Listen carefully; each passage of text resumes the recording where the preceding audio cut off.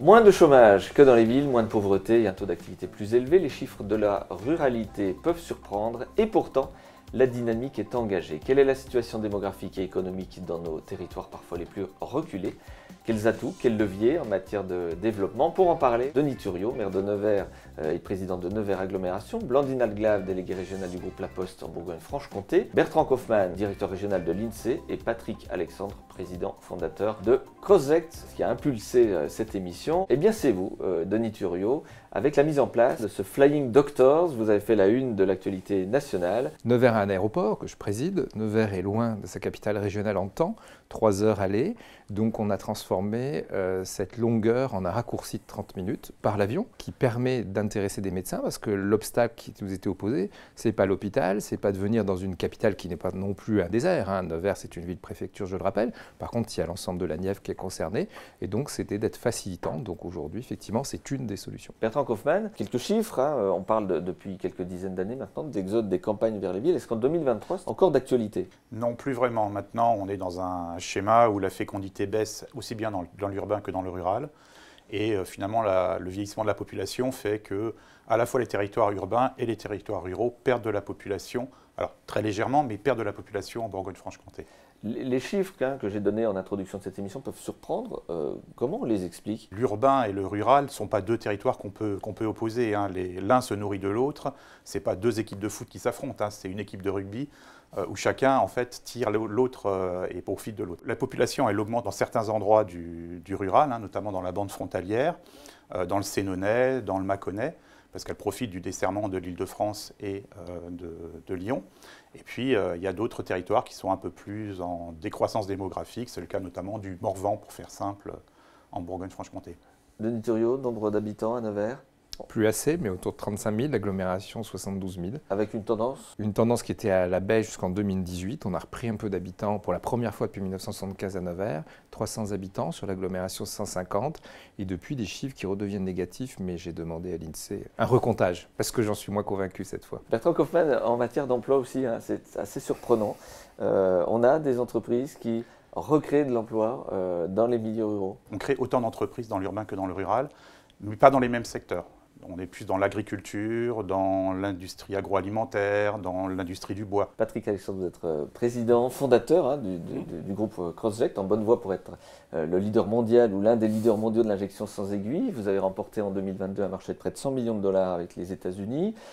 Vous avez créé votre entreprise, Agré, elle s'est depuis développée. Dans le cadre de votre extension, vous réinstallez à la campagne. Crozect, la partie, le siège, la R&D, les opérations pharmaceutiques sont sur Dijon, avec des activités de production qui, d'un point de vue au départ, pour des raisons historiques, ont travaillé avec un certain nombre de partenaires fabricants de machines sur le secteur de grès.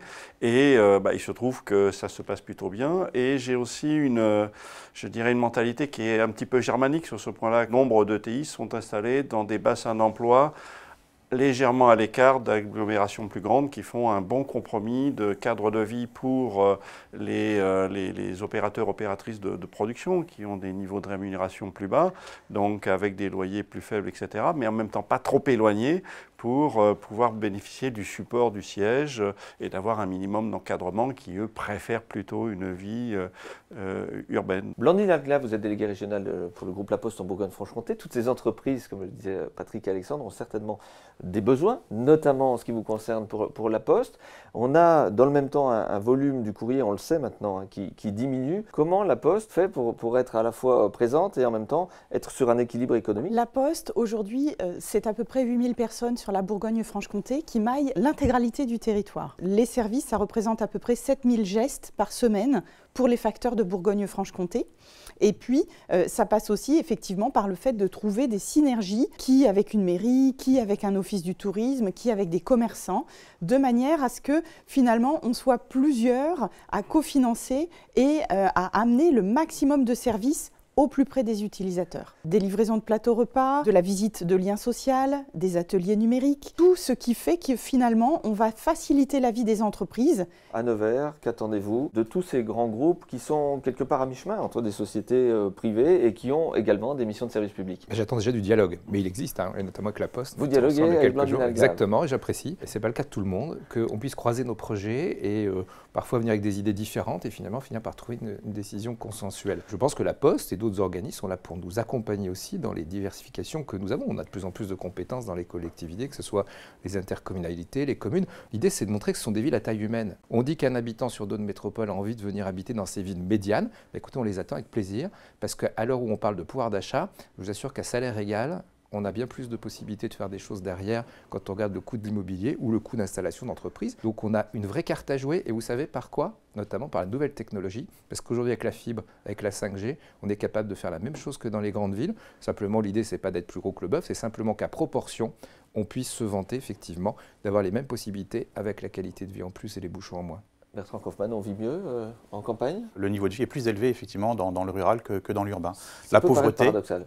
C'est paradoxal, oui, mais la pauvreté, en fait, elle se concentre dans la ville. Si on compare les niveaux de salaire par unité de consommation, c'est-à-dire pour une personne seule, on est sur 22 200 € dans le rural, alors qu'on est plutôt aux alentours de 20 500 € dans l'urbain. Patrick Alexandre, un chef d'entreprise, qu'est-ce qu'il attend à la fois des élus, des collectivités territoriales, mais aussi, on l'a vu avec Blandine Algarve pour la Poste, des entreprises à mission de service public? Il ne faut pas oublier, pour que la qualité de vie soit bonne, l'ensemble des services qui peuvent être proposés, pas seulement pour les entreprises, mais aussi pour les personnes qui viennent travailler. Tout ce qui fait la qualité de vie en dehors du travail, c'est important de pouvoir les discuter avec les élus. Il est aussi important pour les entreprises d'y aller collectivement. Sur la Bourgogne-Franche-Comté, on a créé une association qui s'appelle BFCare, qui permet d'essayer de faire remonter des besoins en termes de formation, en termes d'accompagnement, par exemple de parking relais, de transport en commun pour organiser du covoiturage. Un exemple tout simple, c'est la livraison des médicaments. Une fois qu'on a consulté, c'est important de pouvoir avoir les bons médicaments et de les avoir dans les temps. Donc d'ores et déjà, les facteurs livrent les médicaments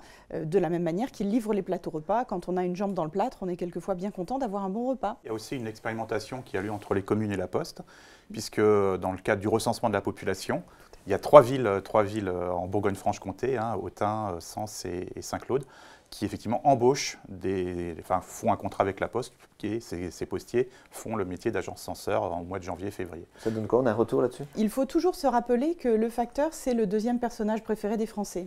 Et quand c'est le facteur qui sonne, on a un taux d'ouverture de la porte qui est le double de ce qu'on peut avoir avec d'autres opérateurs. On a à la fois un recensement qui tourne bien, avec des résultats rapides et qui s'effectue avec une qualité de service qui est appréciée. Le facteur, il va vers la population, tous les jours. Et donc, dans cette dynamique d'aller vers, nous pouvons à la fois écouter, diagnostiquer, rassurer. Nous nous formons avec nos interlocuteurs. Par exemple, quand nous travaillons pour l'INSEE, quand nous travaillons pour un recensement, nos facteurs sont formés. Qu'est-ce qui nous attend dans les 10-15 ans qui viennent? L'évolution des tendances, ça va donner quoi? L'INSEE, effectivement, fait des projections démographiques. La population, elle va baisser, aussi bien dans l'urbain que dans le rural, avec un vieillissement de la population un peu accéléré quand même dans ces territoires-là. On devrait avoir une augmentation de l'ordre de 30% des 65 ans et plus à l'horizon 2070. Dernier tour de table, je vais vous demander en une phrase, un atout à vos yeux, pour des particuliers, des entreprises, de venir s'installer à la campagne. L'atout, c'est la taille humaine et le cadre de vie qui est plus facile, surtout pour les populations à plus faible revenu. Et si en plus on a ce bassin pas trop loin de la maison mère, c'est-à-dire dans un rayon d'une heure, on a l'avantage des deux parties. Bertrand Kaufmann. L'installation, elle est facilitée. Les contraintes sont allégées clairement dans le rural, aussi bien pour des questions de logistique, écologique ou de foncier. Blandine Algarve. Alors je vais peut-être vous surprendre, mais je pense que la ruralité, c'est un endroit pour innover. Il y a un champ des possibles qui est immense. Denis Thuriot. Si je prends l'exemple de Nevers Agglomération et du territoire de la Nièvre, on a l'agilité, l'éco moins cher, les terrains et puis une qualité de vie qui est en plus de la possibilité de travailler avec un taux de chômage assez bas et beaucoup d'entreprises qui cherchent à recruter et des lieux pour s'implanter. Donc finalement, le paradis est sur terre à Nevers. Denis Thuriot, Blandine Algarve, Bertrand Kaufmann et Patrick Alexandre. Merci infiniment d'avoir accepté de participer à ce grand débat du Talk. Merci au Journal du Palais. Vous retrouverez évidemment l'intégralité de ces échanges dans les éditions papier et numérique. Merci à l'équipe d'Erolf Productions d'avoir participé à la réalisation technique de ce rendez-vous et je vous dis à très vite pour un nouveau talk.